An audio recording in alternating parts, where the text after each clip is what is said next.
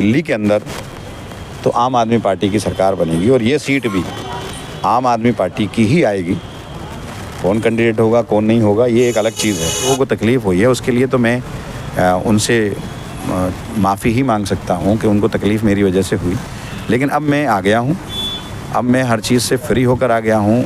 अब 2 महीने के अंदर वो सारी प्रॉब्लम्स को हम लोग दूर कर देंगे। बद अखलाक़ी से बचना चाहिए, बद कलामी से बचना चाहिए। जो लोग बद अखलाक़ी करते हैं, बद कलामी करते हैं, इन लफ्ज़े को कोई नहीं सुनना चाहता कि मैं ये कर दूँगा, ऐसा कर दूँगा। इससे कुछ नहीं होता। रही बात बत्तख बनाने की, मुर्गे बनाने की, उनके बड़े सारे वाक़े हैं। उनके तो हाथ पैर भी तोड़ दिए थे। कई सारे मुर्गे मुझे मिले, वो कह रहे थे कि साहब हम तो वो मुर्गा हैं जो हमने हाथ पैर तोड़े थे, उनके सारे बाल उनके सफ़ेद हो गए, 60 साल से ज़्यादा की उनकी उम्र हो गई, जिस्म उनका जवाब दे रहा है। ऐसे में अच्छा नहीं लगता कि मैं अपने बड़े भाई को बदकलामी से पेश आऊँ। यहाँ डेवलपमेंट के काम होते हैं, कोई एक आदमी लाकर खड़ा कर दिया जो ये कह दे मैंने किसी से 10 पैसे ले लिए।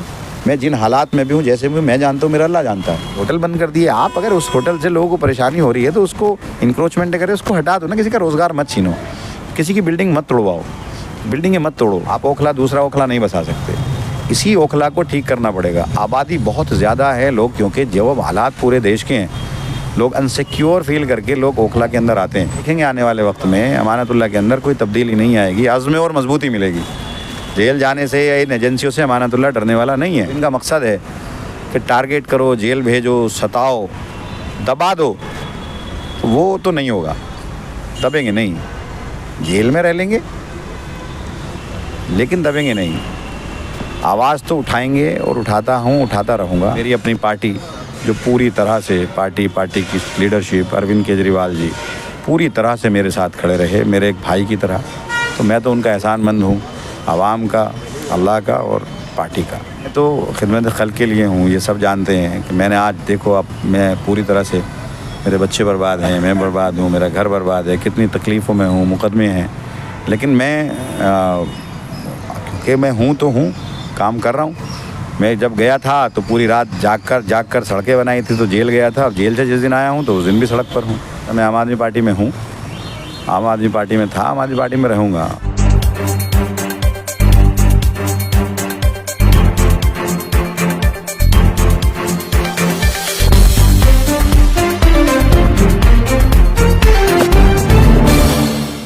दोस्तों, अब चूँकि इलेक्शन की सारी तैयारियां लगभग शुरू हो चुकी हैं, हर कोई अपने अपने तौर पे तैयार हो गया है, तो ऐसे में ओखला के लिए सबसे ज़रूरी ये है कि ओखला में फ़िलहाल जो पावर में है, देखें ईमानदारी की बात यह है, मैं पहले भी कहता रहा हूँ कि अमातुल्लाह खान हैं तो एक सिंपल MLA, लेकिन इनकी शोहरत किसी MP से कम नहीं है।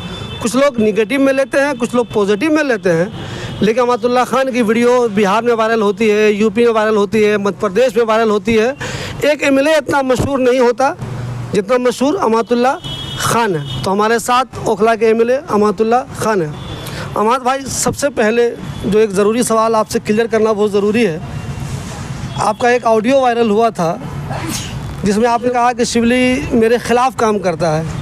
तो क्या वाकई में मैं आपके ख़िलाफ़ काम करता हूँ या कुछ गलतफहमी आपको हुई थी, या अभी भी लगता है आपको नहीं मैं आपके ख़िलाफ़ ही काम करता हूँ? नहीं, ऑडियो कहाँ से वायरल हो गया? कहीं बोला होगा आपने अपने लोगों को में, तो मुझे वो मिल गया था। वो किसी और की आवाज़ होगी, मैंने कभी नहीं कहा।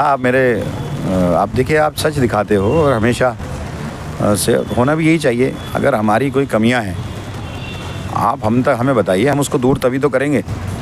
अगर हर सब्ज़ बाग दिखाने से तो कुछ होगा नहीं। तो आप एक ईमानदारी के साथ अच्छी पत्रकारिता करते हैं, जो उसकी हम कदर करते हैं, और ये ऐसा कुछ नहीं है।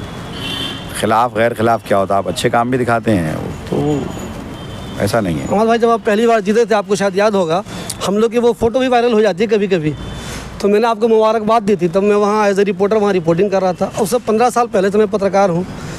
तो ऐसा कभी नहीं लगा ना आपको कि नहीं मैं आपके लिए नेगेटिव करता हूँ या किसी एक के लिए पॉजिटिव कर रहा हूँ?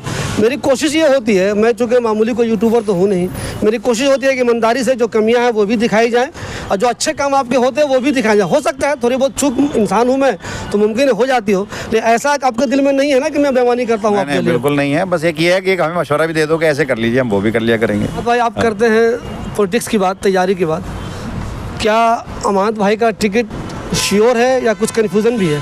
नहीं देखिए, तो पार्टी के अपने फैसले हैं और मैं क्योंकि अभी विधायक हूँ तो मैं अपना काम कर रहा हूँ, वो अपना पार्टी के फैसले हैं। पार्टी क्या समझ कर क्या चीज़ें करके, तो ये तो उसके लिए मैं कुछ नहीं कह सकता। मैं आम आदमी पार्टी में हूँ, आम आदमी पार्टी में था, आम आदमी पार्टी में रहूँगा। और मैं तो ये आम सी बात है कि मैं अगर सियासत में हूँ, आम आदमी पार्टी से हूँ, और जिस दिन आम आदमी पार्टी में नहीं हूँ तो उस दिन मैं सियासत में भी नहीं हूँ।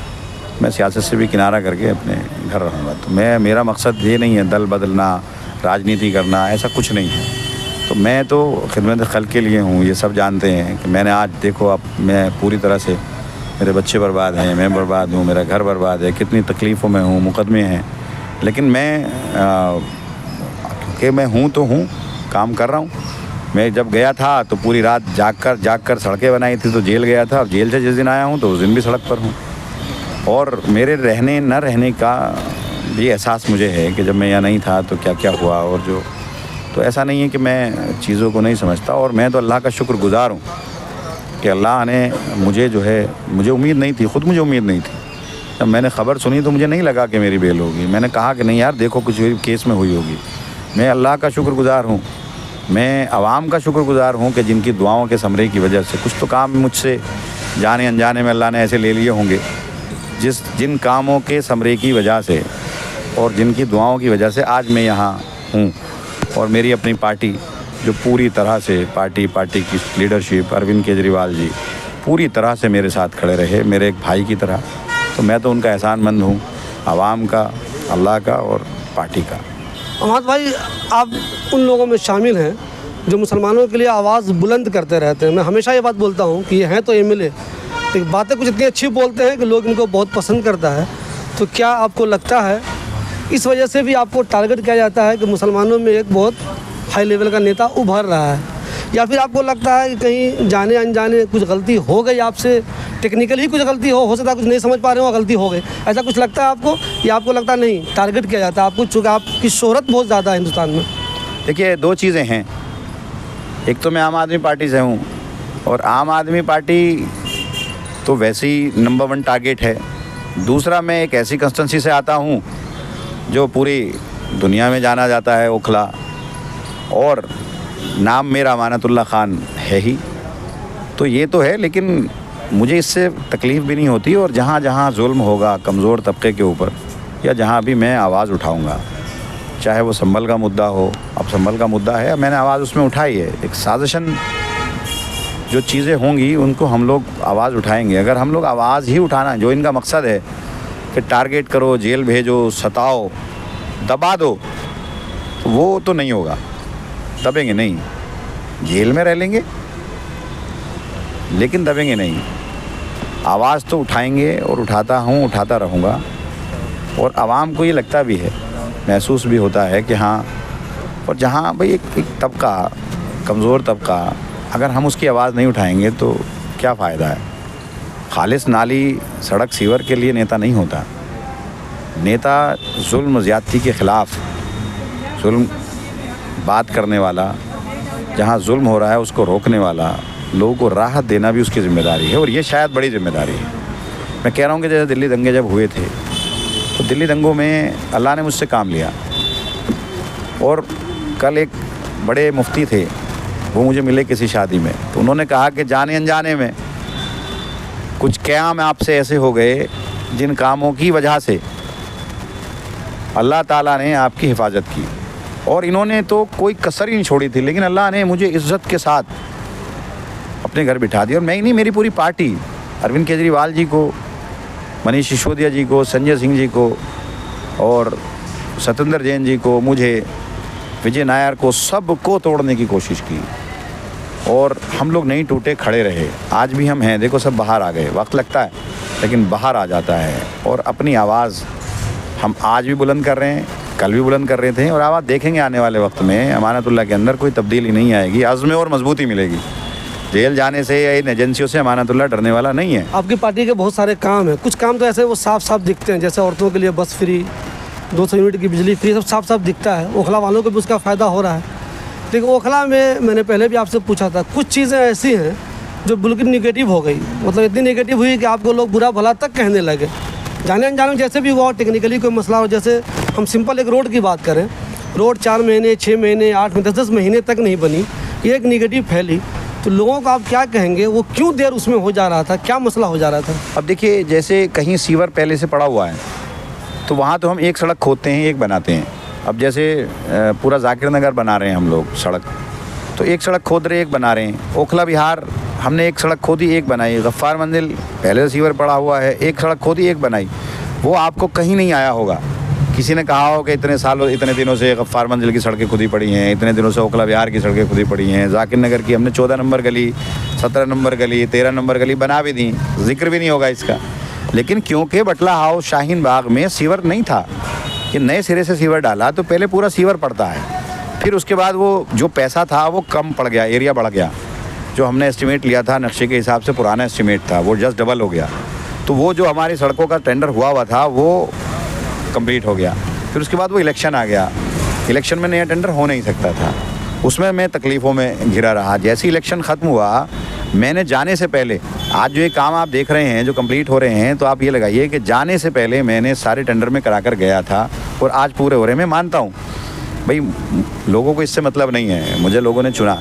लेकिन एक चीज़ और है कि शिवली भाई, आज आप जिन सड़कों की गलियों की बात कर रहे हैं, वहाँ हमारा पंप अभी कंप्लीट नहीं हुआ। हम ट्रैक्टर पंप या इलेक्ट्रिसिटी पंप जला करके वो, क्योंकि वहाँ ज़रूरत थी सीवर डालने की, नहीं तो पहले पंप कंप्लीट होता है फिर हम सीवर डालते हैं। लेकिन क्योंकि वहाँ हालात इतने ज़्यादा ख़राब थे उससे पहले के हालात, अगर आप याद करेंगे बटला हाउस आर ब्लॉक के, एस ब्लॉक के या एम ब्लॉक के, एन ब्लॉक के सीवर पूरे टूटे हुए थे, जिसकी सफाई करना मेरी जिम्मेदारी नहीं थी। एमसीडी के अंदर आता था, ड्रेन था, वहाँ डंडे खड़े हुए थे, बल्लियाँ खड़ी हुई थी, बहुत बुरी हालत थी, पानी भरा रहता था। लेकिन हाँ, कुछ गलियाँ हैं, 10, 12, 13 गलियाँ कल मैंने देखी हैं, रह गई हैं, बाकी हमने सब कंप्लीट कर ली हैं। और मैं बिल्कुल, लोगों को तकलीफ़ हुई है उसके लिए तो मैं उनसे माफ़ी ही मांग सकता हूँ कि उनको तकलीफ़ मेरी वजह से हुई। लेकिन अब मैं आ गया हूँ, अब मैं हर चीज़ से फ्री होकर आ गया हूँ। अब 2 महीने के अंदर वो सारी प्रॉब्लम्स को हम लोग दूर कर देंगे। अहमद भाई, आने वाले दिनों में मान लेते हैं आपको टिकट मिल जाए, लग रहा है टिकट मिले आपको, मैं ख्वाहिशात है हमारी, तो आपकी प्रायोरिटी इस बार क्या होगी अगले वाले टर्म में कि ये 10 साल में यार ये नहीं कर सका मैं, इंशाल्लाह ये तो इस बार कर ही दूंगा? ऐसे कौन से काम है जो आपकी प्रायोरिटी में हो? देखिए, सबसे पहले तो पानी की बड़ी लाइनें मैं डाल रहा हूँ, घर घर तक पानी पहुँचाने की मेरी होगी। दूसरा, ये जो अस्पताल है ये चालू हो जाए, अब ये अस्पताल कंप्लीट हो गया है, अब इसमें हो जाए। तीसरा, जो कोशिश करूँगा कि कुछ जगहें मिल जाएँ जहाँ मैं और स्कूल बना सकूँ, क्योंकि बहुत बड़ी आबादी है। और जो बेसिक नीड्स है, जो प्रॉब्लम है, जैसे सीवर तो पड़ गया, गलियां सब बन गई, जो छोटी छोटी चीज़ें हैं, जैसे कूड़े की है, जैसे सफाई की है, जैसे पार्किंग की हैं, जैसे ट्रैफिक जाम की हैं, तो कुछ ना कुछ ऐसा कुछ मैकेनिज़्म हम ज़रूर बनाएंगे। कुछ RWAs के ज़रिए, RWA नई डेवलप में कर रहा था, इन उलझनों में मैं रुक गया। मैंने हर जगह के विकास मंच बनाए थे ताकि वहाँ के लोग अवेयर करें। आप ओखला दूसरा ओखला नहीं बसा सकते, इसी ओखला को ठीक करना पड़ेगा। आबादी बहुत ज़्यादा है, लोग, क्योंकि जब हालात पूरे देश के हैं, लोग अनसिक्योर फील करके लोग ओखला के अंदर आते हैं। आप एक चीज़ बताइए, मैं जब विधायक नहीं था, 2014 में, 15 में मैं बना था, तब यहाँ की आबादी अब से 10% होगी, उससे अब 10% प्लस आबादी है। एक बात आप देखिए, जब उस वक्त में ये लोग 24 घंटे यहाँ लाइट नहीं दे पाते थे, इनकी सरकार थी, स्टेट में भी थी, सेंटर में भी थी, मैं किसी को क्रिटिसाइज़ नहीं कर रहा, लेकिन आप ये देखिए वही ओखला है, आज आबादी 10 गुना है, AC 10 गुना है। पहले AC बहुत कम लोग यूज़ करते थे, आज बहुत ज़्यादा लोग यूज़ करते हैं। उसके बाद 24 घंटे लाइट है, कितने ट्रांसफार्मर हमने लगाए, कितनी लाइनें हमने बिछाई, 24 घंटे लाइट हमने दी है, ये एक बड़ा काम है। अपोलो जैसे हॉस्पिटल में किसी गरीब का इलाज नहीं होता था, आज हर आदमी अपोलो के अंदर इलाज कराता है। पंत में आज हर कोई चला जाता है, एस्कॉर्ट के अंदर हर कोई चला जाता है, LNJP के अंदर आज हर कोई। तो आप ये देखिए कि, और मैं हर जगह प्रेजेंस हूँ, यहाँ तो लोगों के कारोबार तक पे बंद कर दिए, होटल बंद कर दिए। आप अगर उस होटल से लोगों को परेशानी हो रही है तो उसको इंक्रोचमेंट करें, उसको हटा दो ना, किसी का रोज़गार मत छीनो, किसी की बिल्डिंग मत तोड़वाओ, बिल्डिंगें मत तोड़ो। लोग बहुत, एक घर कैसे बनाता हो, तो सुप्रीम कोर्ट ने भी पीछे कहा कि भाई एक घर कैसे बनाता है आदमी, अपना गांव की ज़मीन बेचकर आया, अपना घर बेचकर आया, पूरी ज़िंदगी का सरमाया उसमें लगाया, आप उसका घर तोड़कर बेघर अगर कर दोगे तो इससे बड़ी तकलीफ़ कुछ नहीं हो सकती। तो मैं तो कहना चाहूँगा कि जो घर तोड़ने वाले हैं या जो लोगों के कारोबार उजाड़ने वाले हैं, वो इन चीज़ों को ना करें, अल्लाह से डरें। अल्लाह का अज़ाब पता नहीं कब आ जाए। और ये जो गरीब कमज़ोर तबका है, किस आह में किस वक्त क्या दुआ करे, उससे बचना चाहिए, उस बद्दुआ से बचना चाहिए। इनकी दुआ जितनी तेज़ी से लगती है उससे ज़्यादा तेज़ी से इनकी बद्दुआ भी लगती है। बद अखलाक़ी से बचना चाहिए, बद कलामी से बचना चाहिए। जो लोग बद अखलाक़ी करते हैं, बद कलामी करते हैं, इन लफाजी को कोई नहीं सुनना चाहता कि मैं ये कर दूँगा, ऐसा कर दूँगा। इससे कुछ नहीं होता। अमाद भाई, अच्छा कि आपके कुछ जुमले आ गए तो मुझे सवाल भी याद आ गया। लोग मुझसे कहते हैं कि ऐसा नहीं है कि अमानत भाई भी, मैं अगर वर्ड कोई गलत यूज़ करूं तो आप बताएंगे, कोई टेक्निकली वो ऐसा भी नहीं है कि अमानत भाई भी कम बदमाश नहीं है, लेकिन ये समझ में नहीं आता कि आसिफ मोहम्मद खान ने जब भी इंटरव्यू दिया अमानत भाई को बुरा भला कहा, पता नहीं क्या क्या कहा, करप्शन के इल्ज़ाम लगा दिए, उल्टी सीधी बातें कही, लेकिन अमानत साहब पता नहीं क्यों कभी भी उनका जवाब देते ही नहीं है। तो क्या अमानत भाई आसिफ भाई से डरते हैं या उनको आप बिल्कुल इग्नोर ही कर देते हैं? अब देखिए, एक बात बताओ मुझे, मैं 10 साल से विधायक हूँ। आपको शिबली भाई ईमानदारी से बताना, आपको कोई एक आदमी ऐसा मिला, कोई बुज़ुर्ग औरत, कोई लड़का जवान, कोई इज़्ज़तदार इंसान, कोई छोटा इंसान, कोई भी एक आदमी, कोई छोटा बच्चा, कोई गरीब अमीर, ये बिरादरी वो बिरादरी का कोई एक आदमी ऐसा मिला कि मेरे पास इन 10 साल में आया हो और मैंने किसी से बदतमीज़ी की हो? कोई शिकायत मिली मेरी, मैंने किसी से बदअखलाक़ी की हो? मैं कितना कमज़ोर हूँ, कितना बुज़दिल हूँ, कितना बहादुर हूँ, इसके चर्चे तो पूरी दुनिया में हैं। मैं क्या हूँ ये तो सब जानते हैं। मैं क्या किसी से जवाब नहीं देते कभी उनका, वो कुछ भी बोल देते हैं जो दिल में आया। आप मेरा भी इंटरव्यू सारा देखते, जो मैं करता हूँ उनका, दूसरों का भी देखा होगा आपने, वो कुछ भी आता है आप बोल देते हैं। लेकिन मैंने देखा आपको, इत्तेफाक से मैं आपका इंटरव्यू नहीं कर सका इस बीच में, तो नहीं पूछा मैंने, वो कुछ भी बोल देते हैं आपके बारे में, आपने कभी उस पर अपना रिएक्शन दिया ही नहीं। तो क्या उनको बिल्कुल इग्नोर कर देते हैं आप या डर जाते हैं, क्या होता है? देखिए, वो मेरे बड़े भाई हैं और मैं उनके साथ भी रहा हूँ, शुरू में हम दोस्त भी थे, लेकिन हैं तो वो मेरे बड़े, सारे बाल उनके सफ़ेद हो गए, 60 साल से ज़्यादा की उनकी उम्र हो गई, जिस्म उनका जवाब दे रहा है। ऐसे में अच्छा नहीं लगता कि मैं अपने बड़े भाई को बदकलामी से पेश आऊँ। हमारे मज़हब में तो कहीं नहीं है ना। आप सल्लम का वाक़या वो ताइफ वाला, उस पर मैं बड़ा लोगों को अक्सर बैठ कर के वो मैं सुनाता हूँ कि ऐसा आप सल्लम का जो ताइफ का सफ़र था, जब आप दावत देने गए थे तो आपके साथ क्या नहीं हुआ? आपके कपड़े फाड़ दिए गए, आपको पत्थर मारे गए, खून जो है चेहरे मुबारक से टखने मुबारक तक आ गए। तो अल्लाह को जलाल आया, हज़रत जिब्राइल अलैहिस्सलाम को भेजा, आपने दुआ की कि मुझे कहाँ भेज दिया, मैं मज़लूम इंसान हूँ, मैं कमज़ोर इंसान हूँ, मुझे कहाँ इनके बीच में भेज दिया, ये तो जालिम लोग हैं। लेकिन अल्लाह से दुआ की तो अल्लाह को जलाल आया, तो हज़रत जिब्राइल अलैहिस्सलाम को भेजा कि जाओ पूछो कि मुझे गुस्सा है और मैं चाहता हूँ कि अगर अल्लाह के नबी कहें तो दोनों पहाड़ों को मिलाकर पूरी कौम की, ताइफ की कौम को ख़त्म कर दिया जाए। लेकिन अल्लाह के नबी का क्या था कि नहीं, ये नहीं तो इनकी बच्चे, वो नहीं तो उनके बच्चे दीन लेकर आएंगे। तो इस्लाम में कहीं नहीं है, हमारे मज़हब से लोगों को तकलीफ़ नहीं होनी चाहिए। और अगर हम ओहदे पर बैठे हैं तो बद अखलाक़ी से क्या होगा, बद कलामी से क्या होगा? तो अल्लाह के जबकि अल्लाह के नबी को गुनाह भी नहीं होना था, अल्लाह कर रहा था, खुद नहीं करना था। आज तो ये है कि अगर कोई हमारे साथ ज़रा सा कुछ कर दे तो हम उसको दफन कर देंगे। तो मैं तो उस पर कोशिश करता हूँ, उस पर अमल करने की, और उस वाक़े को मैं अक्सर उस पर ज़िक्र करता हूँ कि अल्लाह के नबी के क्या अखलाक़ थे और आज हम उसकी उम्मत हैं, आज हमारे क्या अखलाक़ हैं। तो ये कहना, तो मैं किसी भी आदमी के साथ बदअखलाक़ी नहीं करता, उनमें से एक वो भी हैं। और रही बात बत्तख बनाने की, मुर्गे बनाने की, उनके बड़े सारे वाक़े हैं, उनके तो हाथ पैर भी तोड़ दिए थे। कई सारे मुर्गे मुझे मिले, वो कह रहे थे कि साहब हम तो वो मुर्गा हैं जो हमने हाथ पैर तोड़े थे उनके, और आज आसिफ खान ने हमें मुर्गा बनाकर भेज दिया। बहुत सारे लोगों ने, उनके बहुत सारे वाक़यात हैं, पीछे भी उनके साथ पार्टी के अंदर भी हुआ था, अब भी हुआ था, पहले अमरिंदर से, तो कौन कौन मुर्गा बन गया। तो वो ये सब चीज़ें नहीं होनी चाहिए, किसी के भी साथ नहीं होना चाहिए। कोई भी हो, आवाम अगर आपके पास जा रही है, आप जीत कर आए हैं, लोगों के पास वोट मांगने जिस खुशामद के साथ आप जाते हो, उससे ज़्यादा खुशामद के साथ लोगों के काम करना चाहिए। बहरहाल मैं उस पर जिक्र नहीं करना चाहता और किसी का भी मैं जिक्र नहीं करता हूँ, इसलिए बात आपने की तो मैंने कर ली। अहमद भाई, मान लीजिए इधर से टिकट आपका हो जाता है और उधर से आसिफ मोहम्मद खान की टिकट होती है, तो आपको वो कितने मजबूत लगते हैं, कमज़ोर लगते हैं, क्या लगते हैं राइवल? अब ये तो देखिए सभी जानते हैं। अब जो भी है हम तो लोगों के बीच जाएंगे, जो हमने काम किए हैं वो हम काम करेंगे। कौन कितना मजबूत है कितना नहीं है वो तो वक्त बता देगा। और सब मालूम भी है सबको, चीज़ों को सबका पता है क्या कौन कहाँ खड़ा है कहाँ नहीं खड़ा है। तो दिल्ली के अंदर तो आम आदमी पार्टी की सरकार बनेगी और ये सीट भी आम आदमी पार्टी की ही आएगी। कौन कैंडिडेट होगा कौन नहीं होगा ये एक अलग चीज़ है, लेकिन ये सीट आम आदमी पार्टी की एक विनिंग सीट है।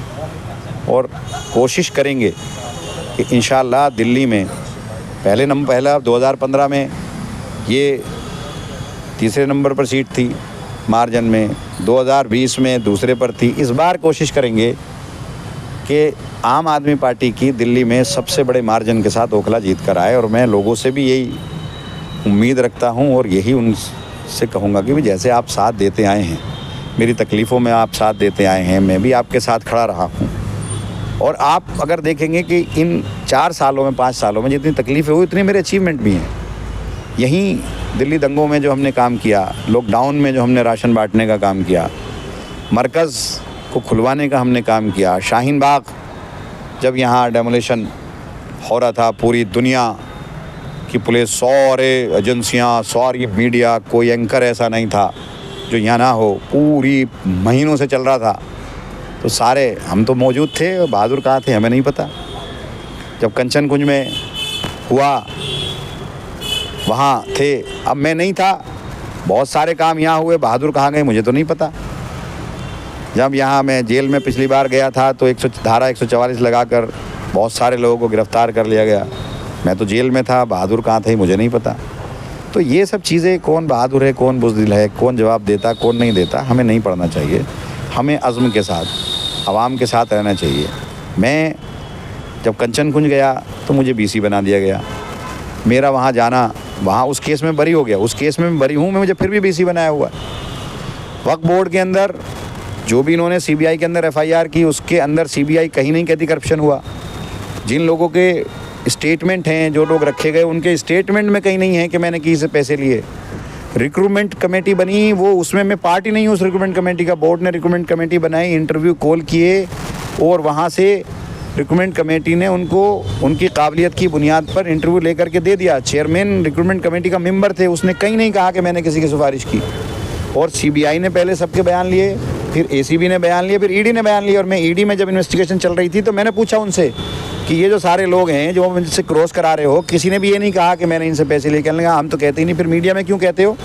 और फिर मैंने पूछा कि ये बताओ मुझे पैसे आए कहाँ से, अगर मैंने किसी प्लॉट में या कहीं पैसे लगाए तो मुझ पर कहाँ से आए। कहने लगे ये तो आप बताओ। तो फिर मैंने कहा यार केस कैसे बना दिया आपने, ED में गिरफ्तार कैसे कर लिया आपने, इतने 4 लोगों को उससे पहले गिरफ्तार कर रखा था, जब आपको यही नहीं पता। तो वहाँ तो ये है ना, पैसे जनरेट होना चाहिए, वो कहीं नहीं है। CBI की ही चार्जशीट तो है, या ACB का वो FIR है जिसमें मैं केस जमानत हुई थी, जिसमें बाकायदा डिटेल्ड ऑर्डर है कि कहीं कोई करप्शन नहीं हुआ और मेरे से फ़ायदा हुआ। और ये लोग कहते हैं कि मैंने दिल्ली दंगों में मदद की। हाँ मैंने मदद की, दिल्ली दंगों में रिलीफ कमेटी मैंने बनाई। रिलीफ कमेटी के अंदर मैंने जो है अपने अकाउंट के अंदर पैसा लिया और वो मैंने 100% पैसा चेक के थ्रू रिलीफ के अकाउंट में ट्रांसफ़र किया, जिसका मैं सिग्नेटरी भी नहीं था। और वो बाकायदा राशन में और दूसरी चीज़ों में हुआ और उसका एक पाई का हिसाब है, किसको पैसा गया कहाँ गया, वो उनके पास है कमेटी वालों।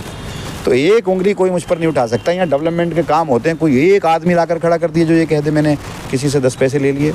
मैं जिन हालात में भी हूँ, जैसे भी मैं जानता हूँ, मेरा अल्लाह जानता है। लेकिन मेरी कोशिश ये रहती है कि मैं किसी की तकलीफ़ को समझूं और उनके काम कर सकूं। और मैं तो अल्लाह का शुक्र अदा करता हूँ कि अल्लाह ने जो भी काम मुझसे लिए, मेरी औकात नहीं थी, मेरी हैसियत नहीं थी कि मैं दिल्ली दंगों के अंदर जाता, मेरी हैसियत नहीं थी कि मैं LG के यहाँ जा करके घिराव करके दिल्ली दंगों वालों की मदद करता, मैं मस्जिदों की रिपेयर कराता। मेरी औकात नहीं थी कि मैं किसी का इलाज करा सकता, मेरी औकात नहीं थी कि किसी गरीब को मैं राशन दे सकता, मेरी औकात नहीं थी कि मैं किसी की लिंचिंग में किसी की हेल्प कर सकता। तो ये सब काम मुझसे अल्लाह ने लिए और अल्लाह की ज़ात से, और अल्लाह ने मुझे बचा कर भी रखा अभी तक। इन्होंने हर मुमकिन कोशिश की, बेदाग आज आपके बीच में खड़ा हूँ। जिन लोगों ने मुझ पर दाग लगाने की कोशिश की वो खुद शर्मिंदा हुए और आज मैं बेदाग। अल्लाह ने तो कोई नहीं, मैं जब जा रहा था मैंने कहा था 2 महीने के अंदर इंशाल्लाह मैं जीत आ जाऊँगा बाहर। और अल्लाह ने मेरी इस बात को सुना और सिर्फ अल्लाह की मदद, लोगों की दुआ और पार्टी के साथ की वजह से आज मैं यहाँ हूँ। अमानत साहब पावर में है तो ज़्यादा सवाल इनसे ही बनता है। अब दोबारा इनको टिकट की उम्मीद है, इनको टिकट मिल जाएगी तो भी ये लोगों के बीच में जाएंगे।